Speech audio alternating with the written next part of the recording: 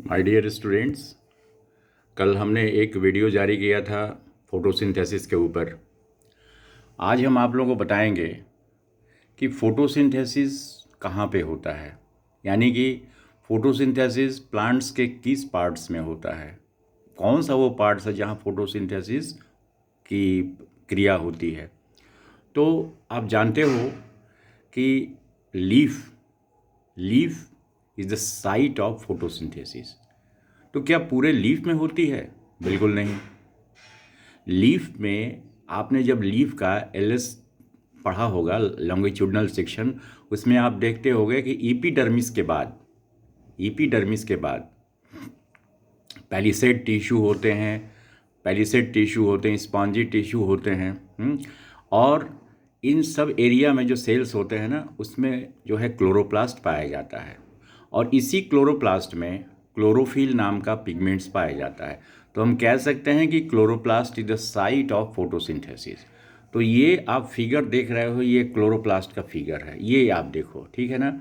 ये double membrane है chloroplast, ऊपर में दिया हुआ है, ये आउटर मेम्ब्रेन है, ये इनर मेम्ब्रेन है, ठीक है। अब इसका जो है एक लिक्विड मैट्रिक्स है, लिक्विड मैट्रिक्स इसके अंदर भरा हुआ है, जिसको हम कहते हैं स्ट्रोमा। जिसको हम क्या कहते हैं? स्ट्रोमा कहते हैं।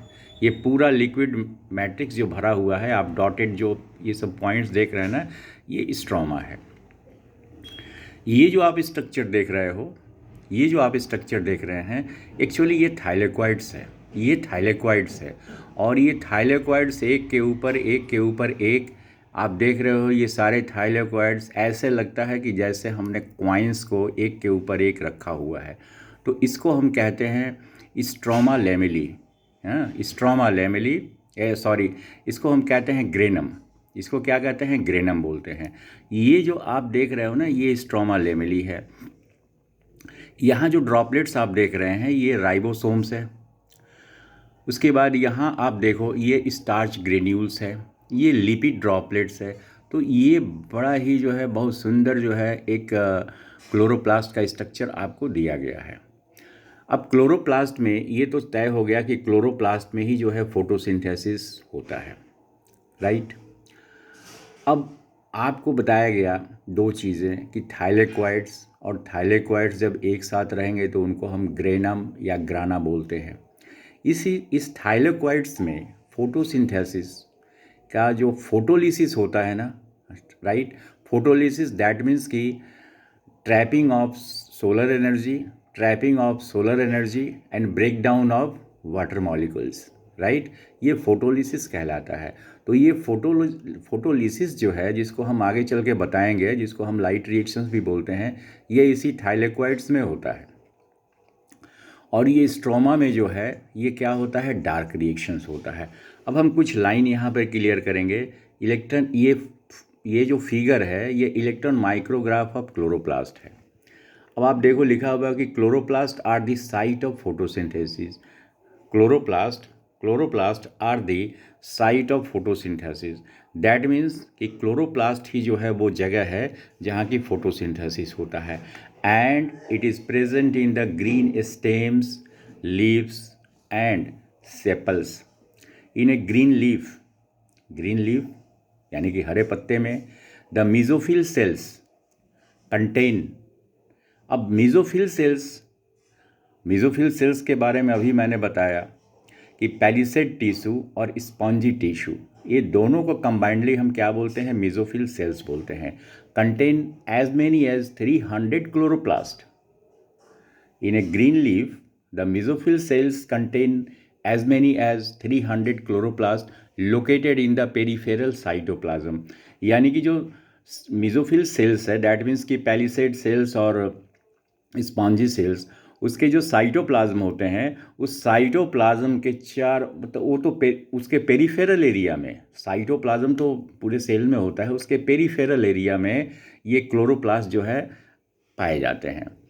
Chloroplast show phototactic movements. Movements. अब ये फोटोटैक्टिक मूवमेंट्स क्या है? What is the phototactic movements? अब देखो, ये यहाँ पे मैं बताऊंगा कि phototactic movement is a movement in response to light. Phototactics वो मूवमेंट्स है, राइट, जो कि लाइट के हिसाब से वो रिस्पॉन्स करता है। कैसे? इन strong light the chloroplast aligned with the longitudinal wall of the mesophyll cells. अब फिर से देखो इस लाइन को। इन strong light the chloroplast aligned with the longitudinal wall of mesophyll cells, यानी कि मेसोफिल सेल्स की जो लॉन्गिट्यूडनल वॉल्स होती है उससे वो क्या होता है? अलाइंड होता है।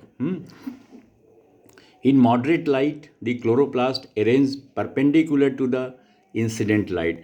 और जब लाइट मॉडरेट होता है, लाइट जो है क्या होता है? मॉडरेट होता है। दैट मीन्स कि बहुत ज़्यादा स्ट्रॉन्ग लाइट नहीं होता है।